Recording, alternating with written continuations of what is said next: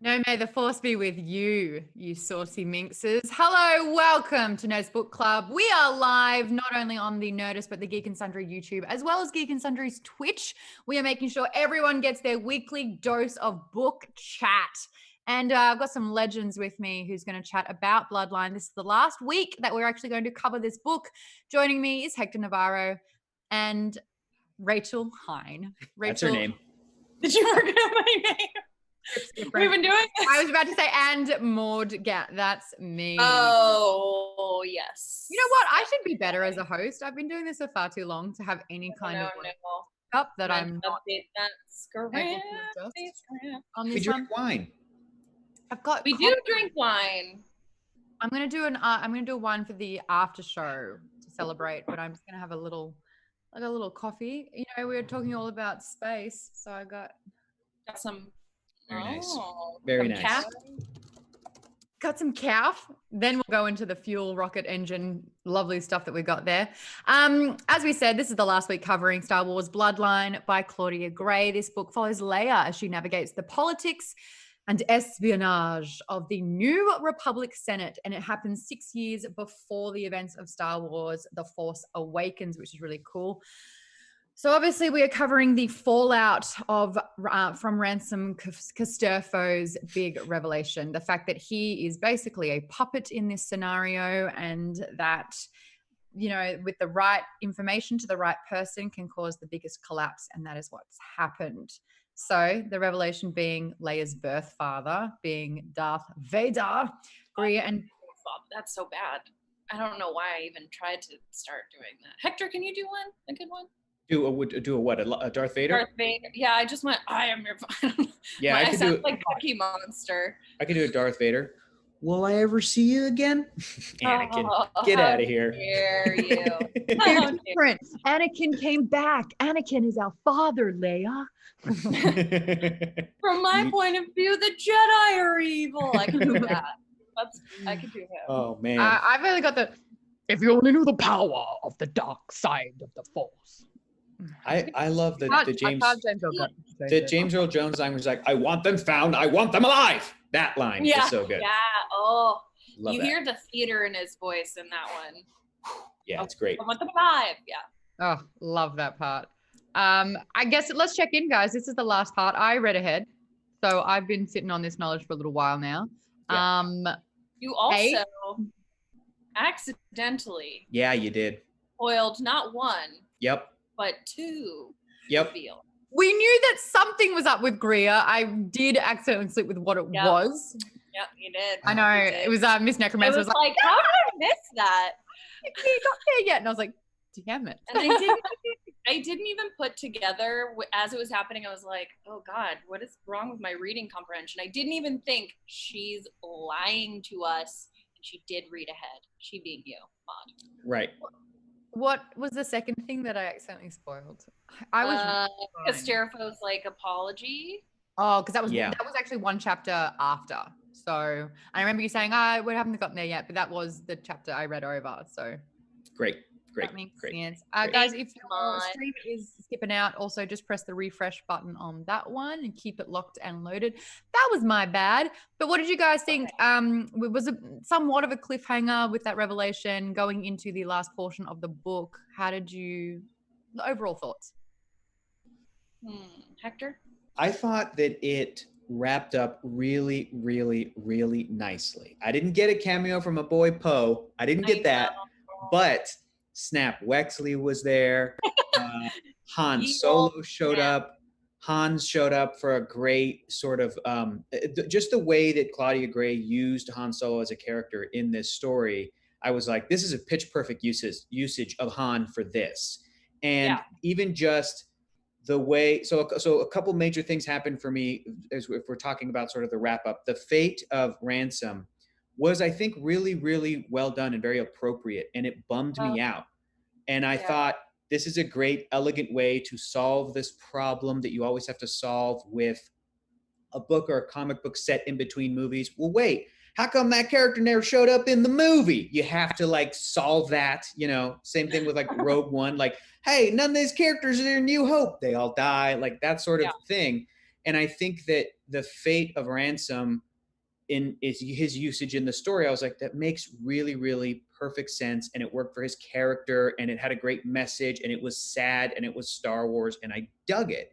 And then to have the very last page end with Leia be like, the New Republic is over. It's now time for the rise of the Resistance. I was like, hell yeah, let's do this. I was so pumped. I was just like jacked. I'm like, I'm about to pop in Force Awakens. Let's go, let's go, let's go. So I really had a good time with the final couple chapters. And I think that stuff that was resolved for a lot of the political intrigue that I may not have been as interested in as some of the character stuff, I thought was still done so well. You know, like Lady Carice, I didn't care too much. And then we get that scene where Leia's like, you're no longer a lady. You're just Carice. Bye. I was like, nice. This is I know. awesome. I was like, get her. Get her. Turn that knife. So overall, it was so much fun. And it just made me, like, as soon as I was done, I was like, I want to keep this momentum going, right? You open up the front couple pages and that great Del Rey timeline is there. And, you know, according to this timeline, at the time of this printing, next up, what am I reading? Bum, bum, bum. Ooh, Phasma. I'm reading Phasma. I got a copy. Nice. You already got it. Oh yeah, I've had it for a while and have never. And then even after that, the next one is Canto Bight, baby. I'm reading them. I'm reading all of them. So it got me really excited about the Star Wars novels that I haven't gotten to. So that's how I felt about it. Rachel? Well, I just want to call out Wesley Marshall because this sounds like the perfect way to read this book. Prior to this book even being chosen, I had bought tickets to see Force Awakens at a drive-in, so I'm super pumped to see it after finishing it. That sounds so fun. Yeah. Tell us how amazing it is. Yeah. So that we can live vicariously through you. I loved it. I loved this book. I agree with you, Hector, on the usage of Han, and I think he's not overused, but it's not like he's not there. Which I think is easier in a book than, say, like a movie where they're not, you know, the actor's unavailable or whatever for show. Yeah. But I also thought that we can dig into it, but I also thought just his little mini rescue was very, not only Han, but very Star Wars movie. Yes. Of just at the last second, you know, race to figure things out. And save the day. I really enjoyed that. I was delighted to see what happened to Lady Carice, or Carice. Haha, just Carice. I'm interested to see if she lives on in future books, because she's probably pissed. Yeah.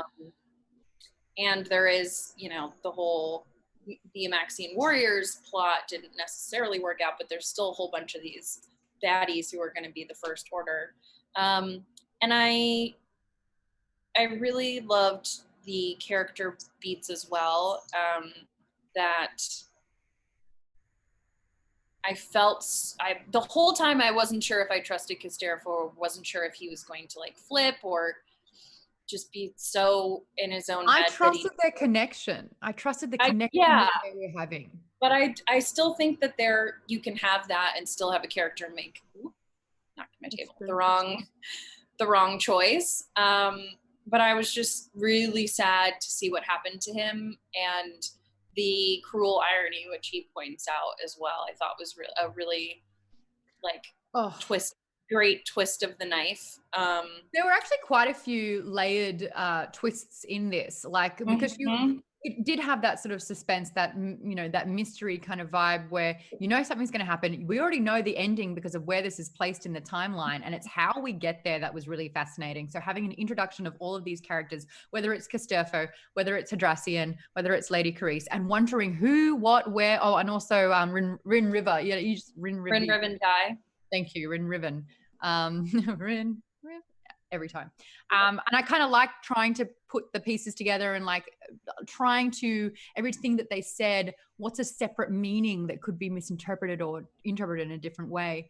From what we've been discussing on Geekbomb Book Club, they didn't really see the Hadrassian twist coming. And I didn't particularly either, because again, we know that at the end, the New Order comes into play. And so it's like, sort of like seeing the political trail transpire, and where the end goal is. It's like, whoa, what goes so drastically wrong when we are at the start of this book presented with so much hope?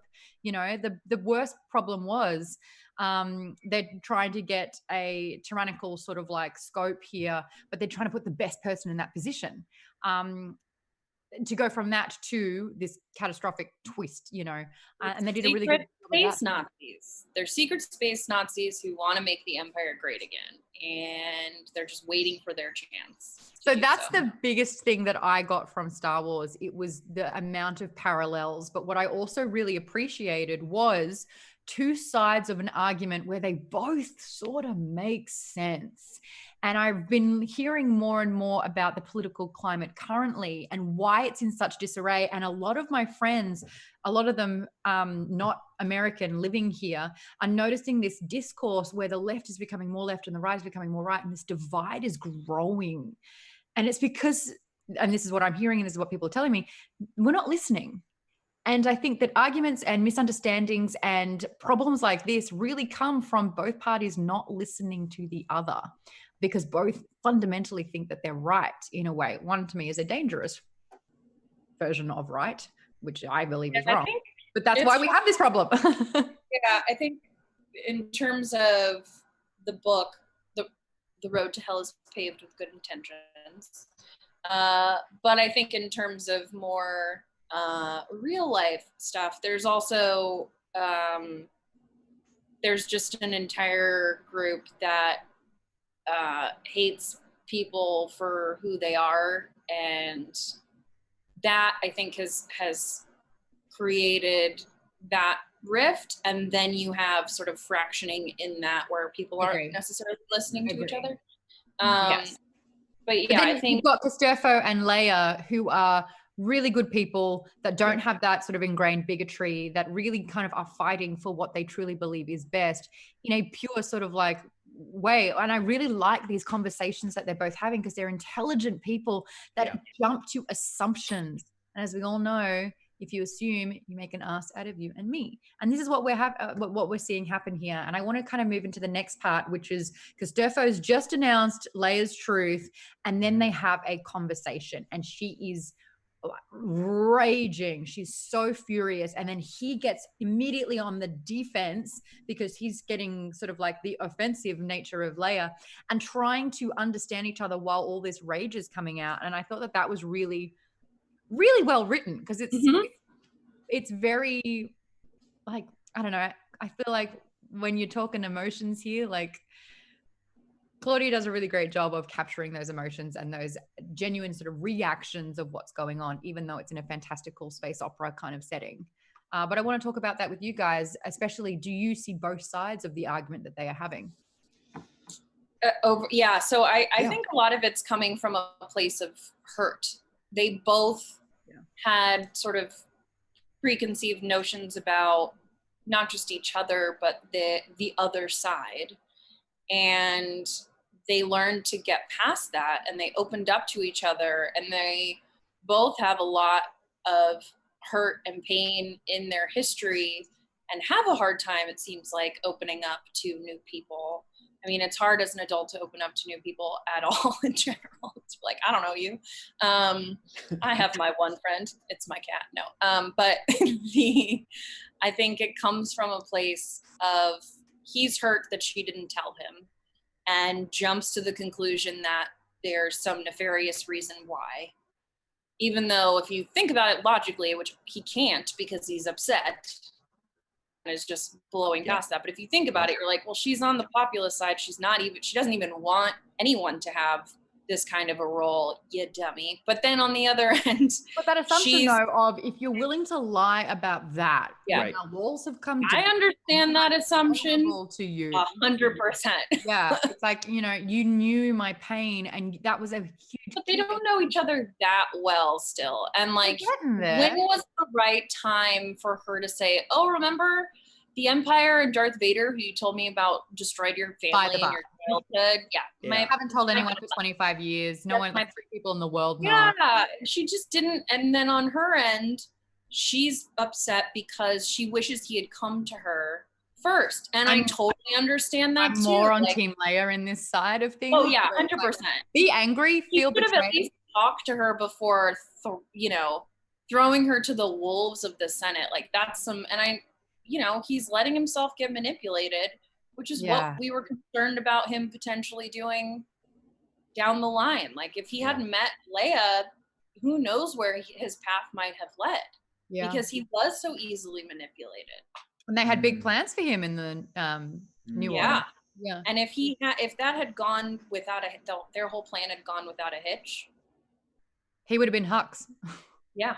Yeah. I also loved the Hux mention. We got his dad, I think. Yeah. His dad, who was a Imperial officer. Yeah, I loved that. I was like, oh, I love Hux. He's so mad all the time. Game Wizard 001 says the Casturfo Leia confrontation scene was well done and felt like an honest emotional exchange between two friends who are trying to make the other understand why the other hurt them. Yeah. And I thought, like you guys are saying, it was really well done, and I could absolutely see Casturfo's point of view of trying to make sure that like powerful people are held accountable, and yet it's a thing where it's really interesting how Casturfo is introduced in this book. He's a new original character for this story. He's a recent friend of Leia who begins as a political adversary. And I think that's a great reasoning for why, even after they did connect, Leia's not going to tell you this soon, bro. Like, you've only known each other for how long? Her son.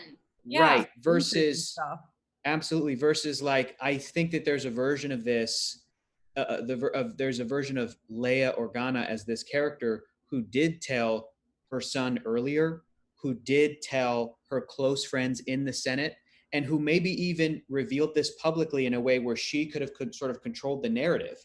Like, imagine if that was something that within the world of Star Wars, Leia decided to do alongside Luke, like maybe like a little bit after the Empire falls, and they could have been like, we discovered we were his kid. We had no idea. We were his kids. We had no idea. Luke is strong in the Force. As adding to this sort of legend, this sort of myth. It's interesting, but I'm also glad that didn't happen in the story. What? The assumption with that, though, is that everyone else has the right to that information. Yeah, they don't owe anyone anything. They don't owe you're right. people an explanation about that. You're right. Luke doesn't owe anybody anything. That's why he went to Ahch-To after he failed his nephew, like, totally. But Luke is also within this world, like he is in our world, this mythical hero of the rebellion. So was Leia. She got wrapped up in it. She was a hero. Leia more than Luke. I think it would have, and I feel like I understand why she didn't tell Ben up to a certain point. Sure. I don't even know how old he is, but in the movie, I feel like being an adolescent, that's in the sweet spot of like, I think like under sort of like 8, it's the parental kind of influence. You have quite a lot of control about what they know and how they learn. And then when they go off to school, they're learning from what everyone else knows and what their older siblings have told them. And you lose all control. And I'm bringing a book about what sex is that your parents gave you, and you sneak it into school, and then you get suspended when you're in like 3rd grade. That happened. This sounds like a very specific story, Rachel. No, it happens to a lot of people. Oh, okay. Okay, great. No, but I think I'm just so glad that that the story that I just made up where things go better for the Skywalker and Organa family didn't happen, because my whole point is this is good drama and stuff that wasn't a priority in the storytelling of the original 3 movies, and also wasn't overly mentioned in like The Force Awakens, that this book comes in and Claudia Gray's like, okay, I'm going to tell you the story of how this information gets out. And I love that stuff, because to me, it ends up lining up so perfectly and just enhances my love of the whole universe. So, and I think it works for the characters. It works. I mean, especially what we get of Leia in this, I think you can extrapolate from the movies a lot, but the inner, feelings of Leia and distrust and this weight and responsibility makes so much sense for what she's been through. And I just think also that, of course it would be great if we all did the smart, healthy, mature thing, but how often does that happen? You know, it does happen. But I mean, these big things, you know, where it's like, God, I wish I would have just told this person how I felt and I didn't, and then it blew up in my face. Happens all the time. You know, this is on a larger scale. Even the opposite, which is like, I don't know how to have this conversation, so I'm going to bury it. Yes, and then a resentment will grow to the point where damage is done and the other person was unaware the entire time. Yeah. And that's, I mean, that's happened to me, and it's something that Maude, we've talked about this just in general, but it's something that is really important to me in my friendships, and is like, if I do something, I'm a big girl, please tell me. I cannot, as much as I am a witch, I can't read your mind. And I would, you know, and it happens at work too. I'm like, if you're having a problem, you gotta just tell me and I'll do what I can, but I can't, I don't always. We did a lot of those personality tests, and I did one, and like a big thing that I'm a 10 out of 10 is confrontation. And my thing is like, confrontation doesn't need to be conflict. It needs to be putting out the fires before your house burns down. It really is that simple. And it's like an uncomfortable thing. It's like, you know, when someone has spinach in their teeth and you're like, and you don't want to have to do that. And it's like secondhand embarrassment or whatever. But the worst thing is when someone goes to the bathroom and they're like, how long has this been in there? How many people did I talk to? That's, you know, my day is ruined. So it's like, you know what? Just do it, nip it in the bud, have that conversation. It doesn't need to be, I'm angry and I'm going to yell at you. It just needs to be like, hey, I'd really like to touch base about this particular thing so that doesn't form my feelings. So you're aware. I have to read this comment. This is a great comment. Black Belt 23 has a question, and I think Black Belt 23 answers their own question within the comment. They said, I just don't know how she couldn't have told Ben because he was training at a young age to become a Jedi, just like Granddaddy Annie. And I'm like, but you didn't say Granddaddy Darth Vader, so you're still withholding that exact information until later. So it's like, that's your answer right there. I mean, the fact that you didn't even say Black Belt 23, and I feel like I totally understand your sentiment, like even letting Ben know about Anakin, like that is even like, that's going to lead to questions of like, well, what happened to my grandfather? Well, really bad stuff. Like that whole conversation is what I feel like Leia and Han Solo were postponing. And maybe they were trying to leave it up to, you know, Uncle Teacher Jedi Luke to be the one to facilitate. Because it's like, really, right? I mean, look, we don't know the specifics. I haven't read that Kylo Ren comic book yet. I know. I really want to read more Kylo stuff. Me too. He's one of my favorite characters. One of my favorite characters. But like, I am fascinated by that. By Maude, you say you can't stand him? No, she said that before. I love him. My God. I don't like Kylo Ren is the personification of trolls on the internet. But that's why he's great. I have enough of that in my life. I do not need to glorify a character like that as well. I think that's totally, and it's an evolution from Anakin, who I think is also, once he finds out that he has these basically magic powers, he feels things are owed to him and he knows better than everyone else, and typical teenager shit. But like, you know, and he has tantrums. Yeah, it's awesome. But women are too emotional.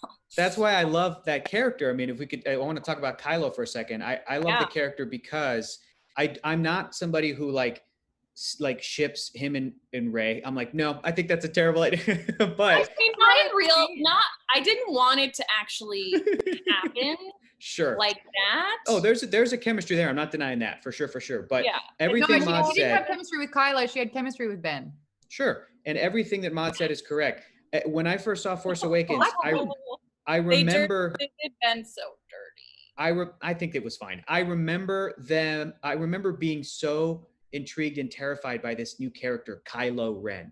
Then he takes his mask off and he's this young kid. He's a bratty dude. And I'm going through levels of internet troll where I was like, oh, you're just a teenager. Like that thing of like, this guy's a real asshole and kind of ruining my life and really coming hard for me. Because wait a minute. Behind. Right. And then it's another level of like, oh, this dude's cosplaying a fascist. Oh my God, he's been brainwashed. Oh, my, like it just keeps going deeper and deeper to this level where I'm like, this character is so fascinating to me. And I think, Yeah, he's been 4chan. Oh, 4chan. That's 4chan. great. That was That's great, really Rachel. good. I'm so glad. Yes, good. I never do funny stuff. Yeah, no, I think in terms of the Anakin telling Ben about wee baby Ben about his grandpappy. The other question I have is there's that flashback and obviously we don't know how much of that movie was planned, but there's a flashback in Rise of Skywalker Right. where Leia has this, vision of Ben. So I think that might also, like, even looking at real people, this is some fucked up shit, sorry, I swear. But this is like Natalie Wood's mom, when she was young, before she'd ever had kids, went to like a palm reader, I think in Russia. I think she was from Russia. And the palm reader told her all this stuff and told her to be careful around dark water. And she had such a phobia of water, she passed on that phobia to her daughter. Then she ended up, which is why she didn't drown. Anyway, but there's this like fear of passing on something to your kids, or you accidentally do it. Part of why I don't want to have kids. And so like there is that fear of like, if he knows about this, is it going to make him hate himself? Is it going to make him obsessed with the Empire? What is this going to do to a kid? Yeah. To know that their dad was like the space Nazi that killed everyone. All right, I'll go there. I didn't know my grandfathers, plural, growing up. Sure. Found out one of them, I think had liver failure from alcoholism. And so you would think with this same parallel, that I would either never touch alcohol again, or I would be destined to be an alcoholic. Well, no, and life isn't actually like that. But for the pain, I feel like for her fear is not, it's maternal fear of this. It doesn't mean that that's what's going to happen, although one could argue that her fear in not telling him until it came out led to what happened. You could just picture Andy Serkis as Snoke being like, your mother and your father never told you, like just using it, and he's like, what? Like, they knew the whole time and didn't tell you weren't. Yeah. Yes, absolutely. Yeah. And he's an impressionable team.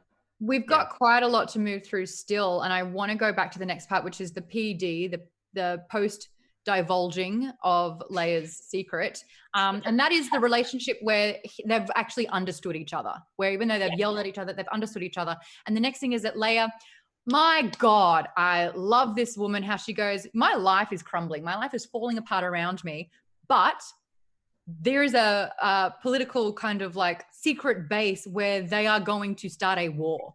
And my shit that I am dealing with is not important. And I'm going to compartmentalize and I'm going to get this job done because this is so much bigger than even me and my her world. And I love that attitude. And I love how influential that attitude was on Greer when we learn out she's got something wrong with their body. I'm not saying it again. They already spoiled it. Blood fever? Blood burn. Yeah. So it's kind of like a face cancer in a way. Yeah. But it sounds like a pretty nasty way to go as well. So she's just like delaying the inevitable. But like seeing this woman who she's following just, go, all right, let's go. We've got work to do.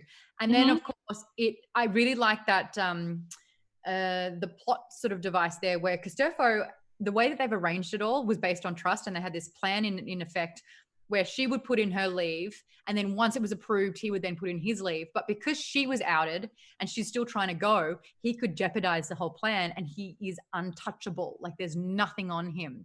And then seeing him not only allow for that trip to happen, but then also back her up on it and say that the evidence is true, and kind of put aside the personal conflict that they have and see the bigger picture because they are, I liked that.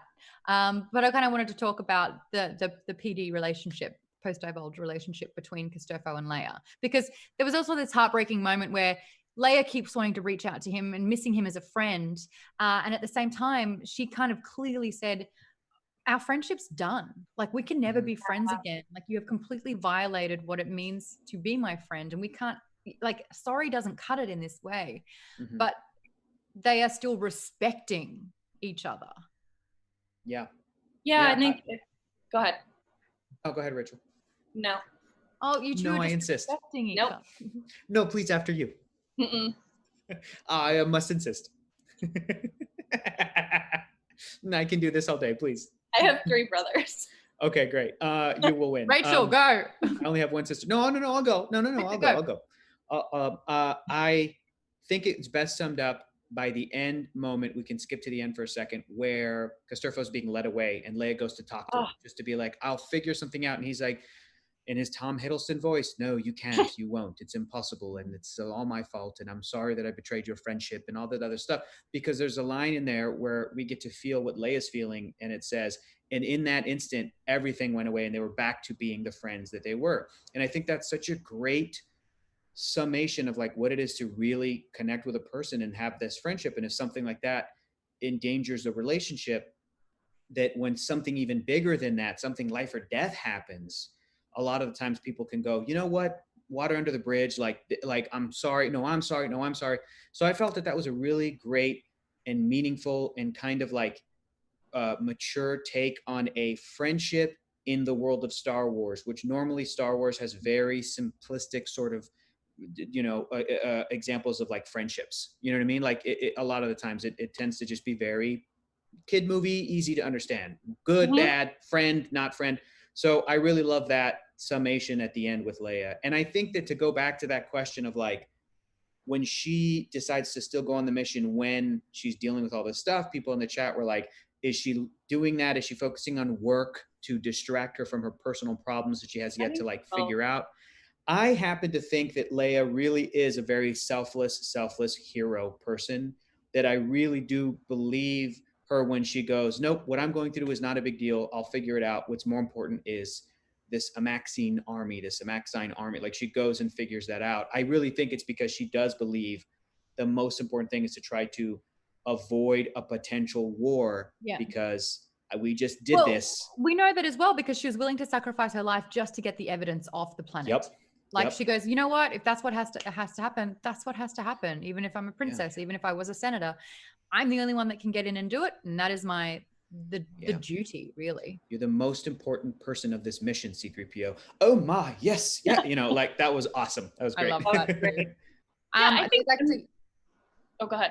Oh, kind of going back on the Castorfo Leia friendship, Miss Necromancer in the comments said, literature always focuses on the destruction and betrayal of romantic relationships, but never how devastating it is when it's a friendship, and it usually hurts more. Thank you. Yeah. And M, the cartographer, says it's nice to see the complexities of intergenerational platonic friendship, which I think is really great. I think it's just a bummer that if Mike Pence were to ever read this, he wouldn't get it because he doesn't understand you could have a friendship with a platonic. It's just a bummer. It's just a bummer that Mike Pence would never get it because it's cool and it's well done, and he would just be like, I don't understand what is this? One of my oldest and best friends is a dude, and brag about it. But it's so funny how for years, even when he started dating his now wife, and he started dating her what feels like a bajillion years ago, everyone would always be like, but don't you think so? And I was like, no, absolutely. Like, nope. We tried that once in 10th grade. We held hands in a movie, and then we never spoke of it again. We were like, no. Please tell me you brought that up at his wedding. Please. I think I did. Live for the drama. No, I've known his now wife for like 10 years. So yeah, no, it was Maude. She was like horrifying. But yeah, I just don't know how you hold hands with someone without your palms sweating. Hyperhidrosis is a real thing. Yeah. I'm pretty sure I got it. I'm pretty sure. Yeah. Hi. Guys, bone. I think that both things are true. I think that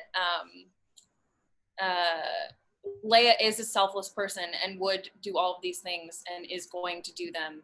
And I also think a tiny part of her doesn't want to deal. And even when she is down in Brain Riven Die's sort of lair, which that part was so dope, where she had it was like Austin Powersy for me, like the underground lair with like the water. Yeah, I just loved that she had clocked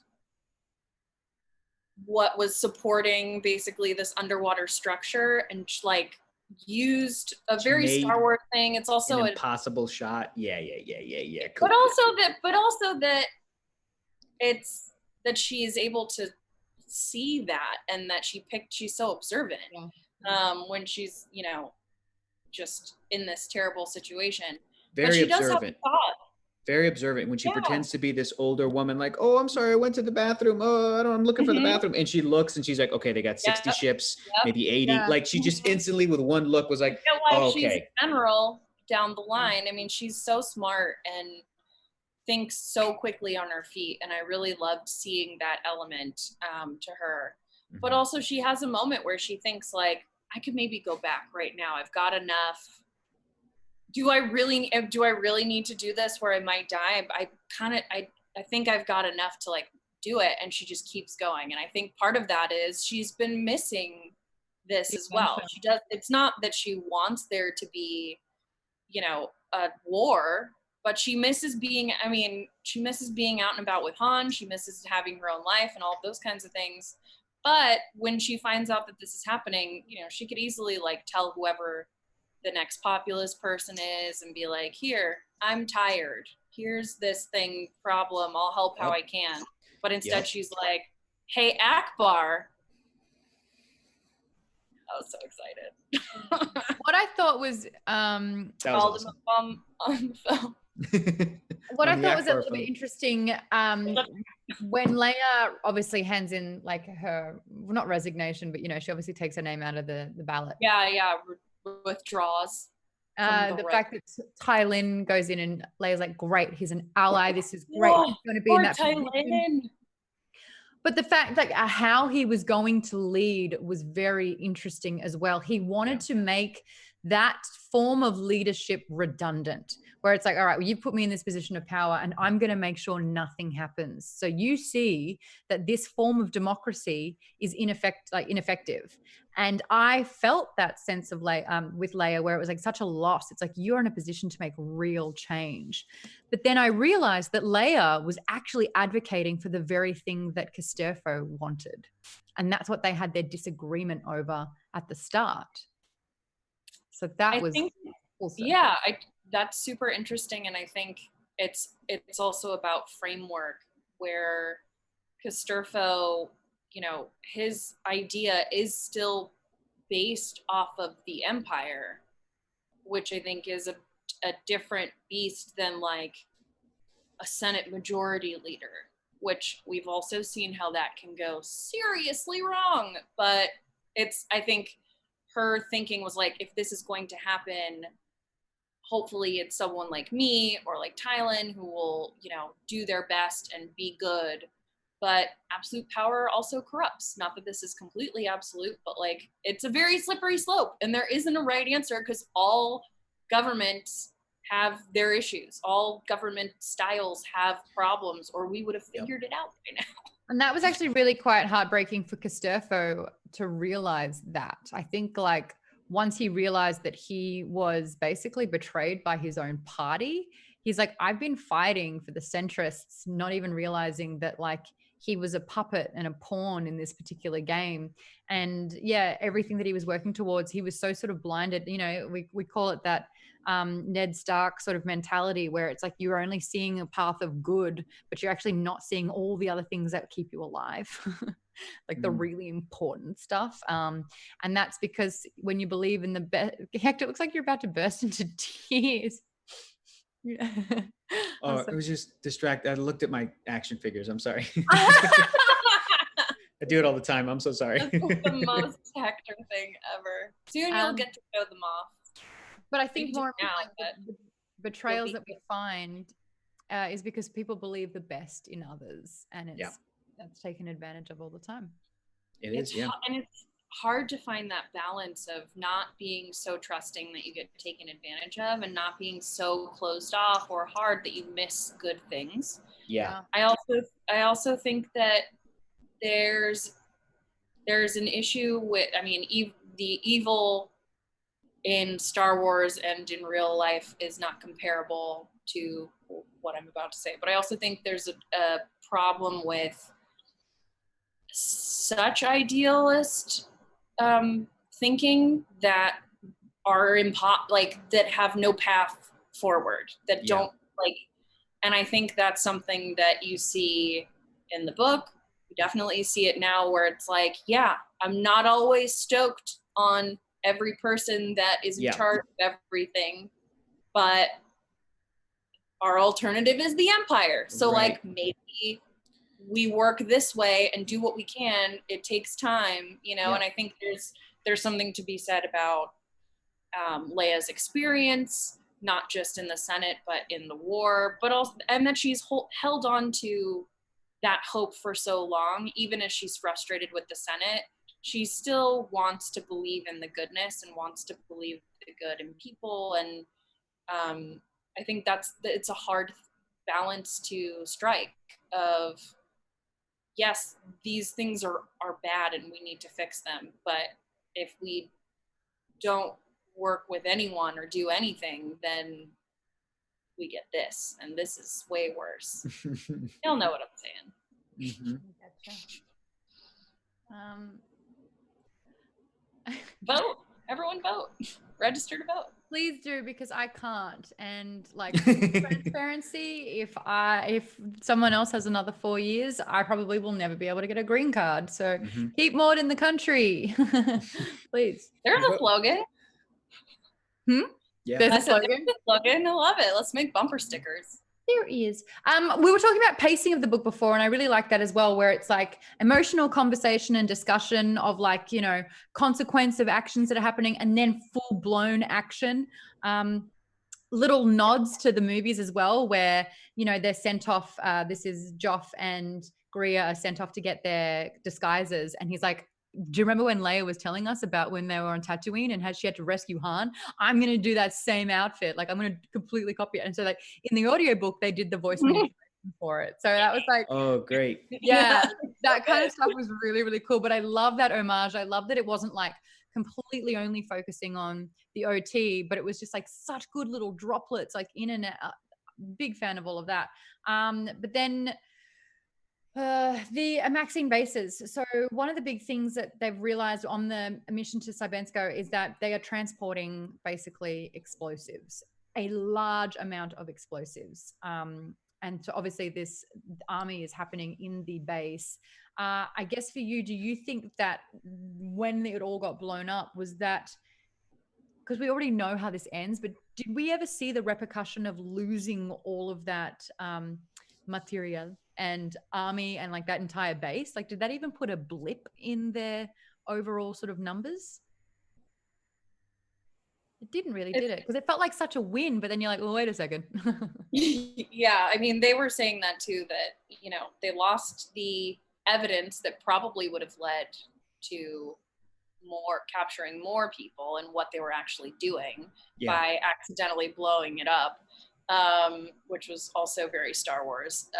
But I think Lady Carice, she and Hadrassian get into it because she's like, well, you didn't stop them soon enough. She's like, well, none of this would have happened if you didn't have the napkin bombing, and blah, blah, they're disagreeing. But before Lady Carice loses her title, she said she thinks that the centrists already have a new plan.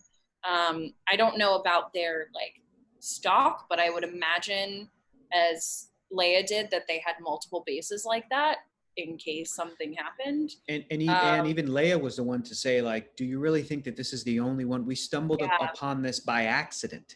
There's probably others out there. And that made me feel like, okay, the Rise of Skywalker. Exactly. A whole planet with a bunch of things that come up out of the ground. They're all like real minimal or autopilot support staff, but sure, whatever. But the whole point is, it again solved another inherent problem in a prequel book, or a book where we know what happens 6 years later, which is, we know what happens 6 years later. Claudia Gray still gives us a win and a victory in this, but there's still enough of an explanation for me to accept, like, yeah, Leia's probably right. There's probably more. So we have to get back to work. And I thought that was another sort of elegant solution to that problem. And they've got a bunch of explosives, which we have seen play out in The Last Jedi. I think that was the same ones, right?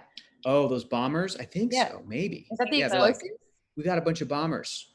Yeah, That's I think what so. I thought. That's where all the explosives came from. Yeah. But they used that.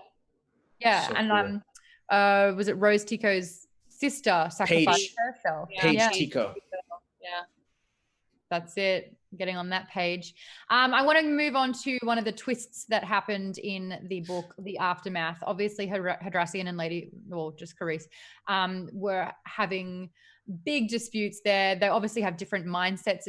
Lady Carice is on the long term, and it feels like Hadrassian's a little bit more reactive and just wants things to happen like that. And then it was really interesting because Hadrassian is also, you can see that she's got all the dark side elements. Anger leads to hate, hate leads to suffering, and suffering led to an assassination and suicide. Did you guys see this coming at all? Because this was like, and I really kind of like how this went about. We're celebrating the fact that Ty Lin has been put forward for the populist after, she got a massive talking to from him for not sharing as well. But then again, there's hope. You can see the fact that even though she can't do it, someone else can, and he's an ally. So she's going to be coming on board, hopefully as like an informal consultant, all this kind of stuff. And then in like slow-mo, again, Claudia's language, I can visualize exactly what it looks like. And that's her turning around, locking on. Hadrassian's already staring at her. The cloak kind of flips up. The blaster comes out and she's like, no. I know. The way she described like the crevice. And I love that it said set to kill, because as we know, blasters can be set to stun or set to kill. So I really like that as well. And sort of like the fallout of that, like she's completely sabotaged the populist movement and made them, there's no front runners now. They've successfully taken out both Leia and now Ty Lin. So it's going to be moved over to the centrists as well. But I kind of, just wanted to talk through, do you think that again, it's a very nice way to tidy up Hadrassian, but did you like that part of the story? If I wasn't super interested anytime we would go and spend time with Hadrassian as a villain, and I'll be honest too, and it's not because of like the writing or anything, like it's all awesome across the board, but I just happen to want to spend time with Leia and, spend time inside of her head and spend time with characters I might know from the movies and stuff. So like, whenever Hadrassian was a part of the story, I may not have been as like engaged myself, but when she shows up at the end here and does this move, I literally was like, oh shit. I said that. I was like, that's crazy. And then we went right to the next chapter. So super effective. And like Maude said, really cinematic and really cool. Do you like, Rachel, do you like Hadrassian as a villain? I thought she would be more important, I think. But she still feels like not quite a flunky, but like a middle manager. Is that the term? Yeah. Middleman. Middleman, I guess, of like someone else is pulling the strings. Sorry for anyone who hasn't seen that movie, but which is probably lovely. But she seems like someone who's being much like Lady Carice. There's someone, Snoke, maybe the Emperor, who knows? Who knows? Where are the books about that? I don't know how any of that works, but whoever it is. I made Snoke. Cool. My favorite. I made him in a jar and I can do it again. There's a bunch of them. You know what one of my favorite Star Wars lines is? I'm afraid the deflector shields will be quite operational. He just sounds so laissez-faire. And your friend arrived. He's just like so. Yeah. Cool. Anyway. I like the whole, your overconfidence is your weekend. You're thinking your friends is yours. I like that one. Your faith in your friends. Oh my gosh. He just had a birthday. That actor just had a birthday. Ian Fleming? Palpatine? Yeah, actor who plays Shriek Palpatine. Yeah, he did. No, it's not Ian Fleming. Ian Fleming is the person who created James Bond. Maude, come on. Ian McDiard. Oh, McDiard. Yeah, he just had a birthday. I had an actor named McDermott. He just had a birthday. He's a fantastic actor. I feel like Palpatine is. Yeah, Ian McDermott. Palpatine is his absolutely. Ian McDiarmid, his character. Thank you, Lee. And I just recently watched him because I'm watching the old Young Indiana Jones Adventures TV show. God, from the early 90s. Netflix through the mail, dude. Get on my level. That's what you do. Discs through the mail. Come on. Nope. Okay, then you're lost. I'll never send them back. I forget. I lose and forget. I haven't gone anywhere in months, and I've lost everything I own. So. Oh my goodness. Marie Kondo that. Yeah, exactly. But Ian McDiarmid shows up in an episode as an Austrian guy with like young Indiana Jones. And no matter how nice he was being, and he's like seems like the nicest man, I was like, that dude evil, that dude so evil, like immediately because of how part of his face is like pure evil. So sinister, but it's not. He's just a nice, normal dude. But I'm just so used to. He played an iconic character. Exactly. And also so I love. Yeah, it's just crazy that they aged him. All of the aging reversed and everything. Yeah, and it worked out so well. I don't love a bunch of stuff in The Rise of Skywalker, but I'm not gonna lie, I am happy that he got to come back and like crush it. One last time. I'm like, good for you, Ian. Like you did great. Yeah. I just wish it had made more. I want to talk about the doctoring of footage because a little snowball thought occurred with that, where we're obviously in a long time ago in a galaxy far, far away, but technology plays such a huge role in the Star Wars universe. Splicing, data entry, holograms, like there's so much here. Yeah. How can any surveillance be credible ever if they can doctrine it to make it even look so real that the real footage looks like the fake? It's our future.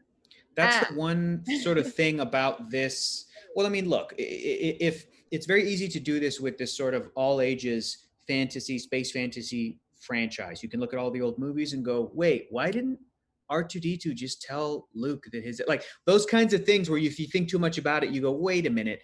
And even like the faster than super light travel where they can zip across an entire galaxy, all that stuff is all fantasy fun stuff. But really, truly, when you introduce the concept of like slicing and like doctored footage, and if this is like a known thing, I think I would have liked at least maybe a little bit more of an explanation from Claudia as to why it did hold up to scrutiny or why like everybody did believe it. Outside like of Greer was she was like an in-person witness, but she wasn't on that mission, which I understand like they had to isolate him. But the fact like she could completely, if there was a trial, she could testify. She works, but she also works for Leia.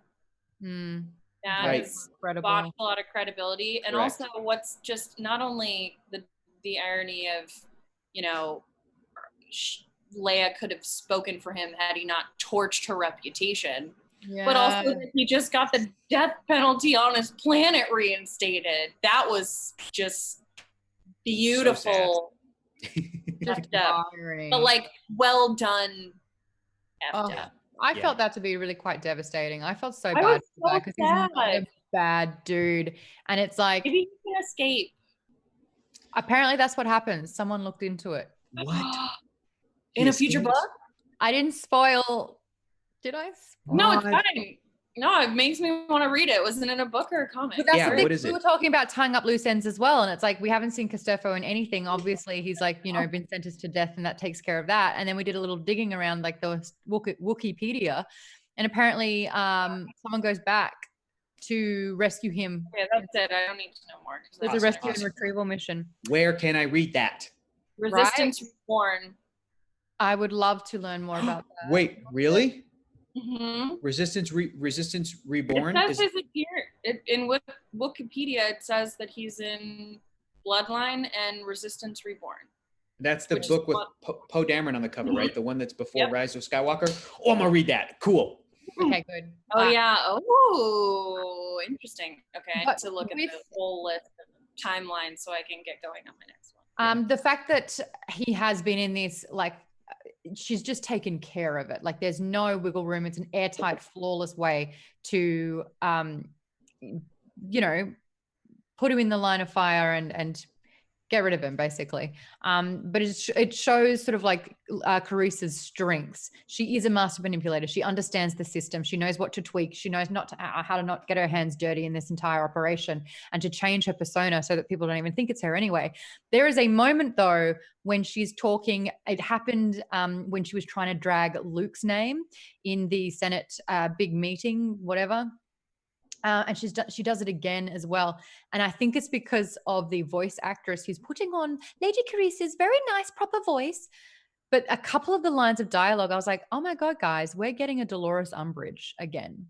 And it's this lawful good villain, which is often female, who is sickly sweet and by the book and are using rules and law in an evil way. And I think, like, the more that we've been reading, obviously we discussed and almost decided that Dolores Umbridge is one of the best villains out there. And she's a frightening villain. And the fact that Lady Carisse sort of like had essences of that, I feel like we're going to see a lot more of this type of lawful evil sort of character more and more. What did you guys think of Lady Carisse as a villain? I meant lawful evil. I liked her a lot. We have a little bit of time. I will just say that I think I really liked her. I didn't like her. I liked her as a character. I thought I liked that archetype. And I think there's a reason that those types of characters are traditionally, they're like kind of feminine and have this sweet voice. And it's because that's how women can be. They don't get to be generally physically evil or like, I don't know, ambitious. No, but there's just, it's that you have to be, even like if you're not have to be, there is a pressure to be, whether you're evil or in charge of people or different things like that, to like be nicer and couch things in apologies or I guess, or does that make sense? Which I do a lot. I do the does that make sense a lot, and I hate it. I do it all the time. But I think that's partially why, I mean, Dolores Umbridge is not hyper. I mean, her whole vibe looks feminine. I don't think she's very, whatever. But I think that that's part of why they use the law and they use these sort of like sickly sweet thing, because that's where they can get that power and then mask it. Yeah. The rules, they use the rules because they're like, well, I can't do this any other way, almost. Mm-hmm. That makes sense. Because we've only got a couple of minutes, I'm going to do some quick fire questions about this particular book. Yell out whatever you think. Who was your favorite new character from this book? Quick fire. Probably Castorfo, honestly. Yeah. Which I'm really shocked by, because when you meet him, you're like, what the, your empire shit. Also, I did quite enjoy Lady Carisse, and I would like to see her try to get revenge in some way in a future story or book. Rin Riven D was fun too as a villain. That was fun. I like that whole thing. What's the next question? Go, rapid fire. How many Star Wars canon books have you read already? Something like 5 of the new canon stuff, like 5 or 6, including, and I'm also including, like, I think I read the novelization for Rogue One, so that counts. So I still have more to go. What would you give this? What would you give this out of 100%? Out of 100%? Out of 100. What would you give this? I'd probably give it 100%, or maybe like 90, 85, something like that. 90. I gave it. Liked it. Gave it 5 stars on Goodreads. I'm like, I got to be real. 5 stars. 5 stars. It's awesome. Great. I loved it. Probably should have done Goodread 5 stars. Would you give it? How would you describe this book in 1 sentence? Princess Leia finally gets her due in a story.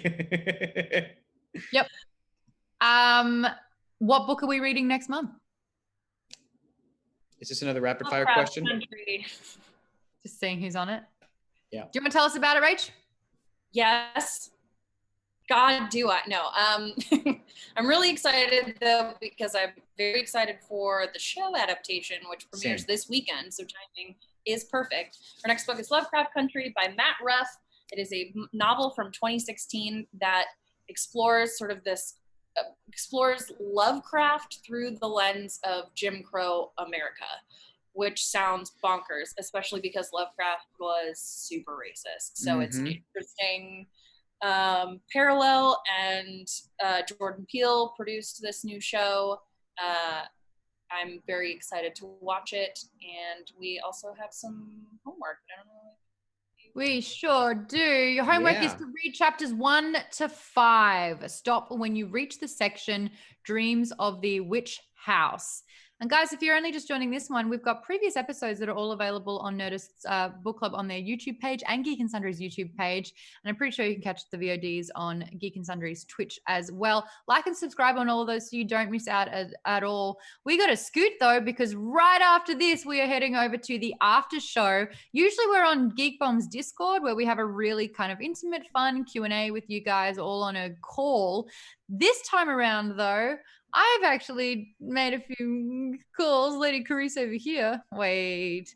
I got Claudia Gray on the after show. So we're going to be doing that over on Geekbomb's YouTube page. It'll be a Geekbomb Book Club after show for that sense of that. If you do want to get your questions in to ask Claudia directly, we are taking those through the hashtag reading component of Discord. That is a perked locked section, so you do have to be supporting Geekbomb on the Patreon so that you can get involved in that, but the good news is we're doing funsions as well, so you'll have a lot more opportunities and a lot of great things that go alongside that. But we've got to go so we can see you right there. Lovecraft Country chapters 1 to 5, and we'll see you 1 to 5 or 1 through 5? 1 through 5. 1 through 1 through 5. So 1 to 6, 1 through 5. 1, 2, 3, 4, 5. Yes. 1 through 5. Stop at the section called Dreams of the Witch House, which is not spelled like you think. Which? Don't read ahead, Maude. Yeah, don't do it. Okay, I won't. I've already started listening to it. Bye, guys. We'll see you over on the YouTube, Geekbomb's YouTube. And may the force be with us. Be with you, with us. Yeah.